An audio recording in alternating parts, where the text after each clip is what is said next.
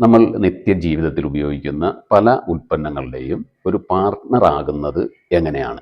നമ്മൾ കുളിക്കാൻ ഉപയോഗിക്കുന്ന സോപ്പ്, നമ്മൾ ബ്രഷ് ചെയ്യാൻ ഉപയോഗിക്കുന്ന പേസ്റ്റ്, നമ്മൾ യാത്ര ചെയ്യുന്ന വാഹനങ്ങൾ, അതുപോലെ തന്നെ നമ്മൾ ഫ്യൂവൽ അടിക്കുന്നുണ്ടെങ്കിൽ അത്, അങ്ങനെ നമ്മളുടെ ജീവിതവുമായിട്ട് കണക്റ്റഡ് ആയിട്ടുള്ള എല്ലാ ഉൽപ്പന്നങ്ങളുടെയും, ഒട്ടുമിക്ക ഉൽപ്പന്നങ്ങളുടെയും അതിൻ്റെ നിർമ്മാതാക്കൾ, അതിൻ്റെ കോടിക്കണക്കിന് രൂപ നിർമ്മാണ ചില ഇൻവെസ്റ്റ്മെൻറ്റുകൾ നടത്തുന്ന ആ നിർമ്മാതാക്കളുടെ കൂടെ ഒരു പാർട്ട്ണറാവാൻ, ഒരു പങ്കാളിയാകാൻ, ഒരു മുതലാളിമാരിൽ ഒരാളാവാൻ നമ്മളുടെ കയ്യിലുള്ള വളരെ ചെറിയ തുക കൊണ്ട് നമ്മൾക്ക് എങ്ങനെ സാധിക്കും?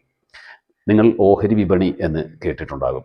ഓഹരി വിപണികൾ എന്ന് പറഞ്ഞാൽ ഇത്തരം കമ്പനികൾ അവരുടെ ഓഹരികൾ വിൽക്കാനായിട്ട് NSE, BSE എന്നീ 2 പ്ലാറ്റ്ഫോമുകളിൽ അവരുടെ ഓഹരികൾ വിൽക്കാനായിട്ട് ഏൽപ്പിക്കുകയും ആ മാർക്കറ്റിൽ നിന്ന് നമ്മൾക്ക് വാങ്ങുന്ന ആ നിമിഷം മുതൽ നമ്മൾ ആ കമ്പനിയുടെ പാർട്ട്ണറായി മാറുകയും ചെയ്യുന്ന തരത്തിലാണ് ഓഹരി വിപണി അതിൻ്റെ ഒരു ഘടന.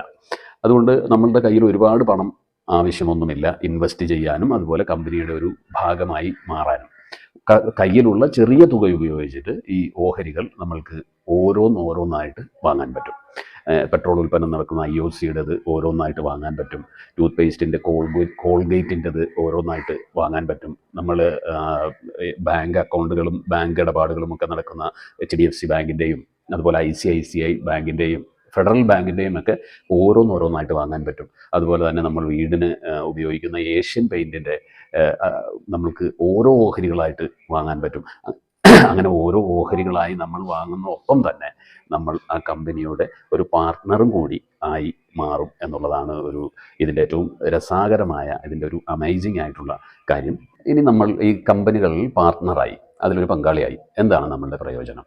നമ്മൾ തിരഞ്ഞെടുക്കുന്ന കമ്പനി ഫണ്ടമെൻ്റലി സ്ട്രോങ് ആയിട്ടുള്ള ഒരു അടിസ്ഥാനപരമായിട്ട് വലിയ കുഴപ്പമില്ലാത്ത കമ്പനിയാണെങ്കിൽ, കടബാധ്യതകളൊന്നുമില്ലാത്ത, നല്ല പ്രോഫിറ്റ് ജനറേറ്റ് ചെയ്യുന്ന, നല്ല ഇൻകം ഉണ്ടാകുന്ന, നല്ല ഒരു ഇൻ ഫ്യൂച്ചർ വളരെ നന്നായി പെർഫോം ചെയ്യും എന്ന് നമ്മൾക്ക് തോന്നുന്ന അത്തരം പഠനങ്ങൾ, അത്തരം റിസർച്ചുകളൊക്കെ നടത്തിയിട്ടുള്ള കമ്പനിയിലാണ് നമ്മൾ ഇൻവെസ്റ്റ് ചെയ്യുന്നതെങ്കിൽ തീർച്ചയായിട്ടും ഈ കമ്പനി വളരുന്നൊപ്പം തന്നെ നമ്മൾ ഇൻവെസ്റ്റ് ചെയ്ത നമ്മളുടെ തുക, നമ്മൾ ഓരോ ഓഹരികളായിട്ട് വാങ്ങുമെന്ന് നമ്മൾ പറഞ്ഞില്ലേ, ആ ഓരോ ഓഹരികളും 100 രൂപക്കാണ് വാങ്ങിയേക്കുന്നതെങ്കിൽ ചിലപ്പോൾ ഒരു പക്ഷേ അത് 1000-വും 10,000-വും ഒക്കെ കാലങ്ങൾ എടുത്ത് ഈ കമ്പനി വളരുന്ന ഒപ്പം തന്നെ വളർന്നു വരാനുള്ള സാധ്യതകളുണ്ട്.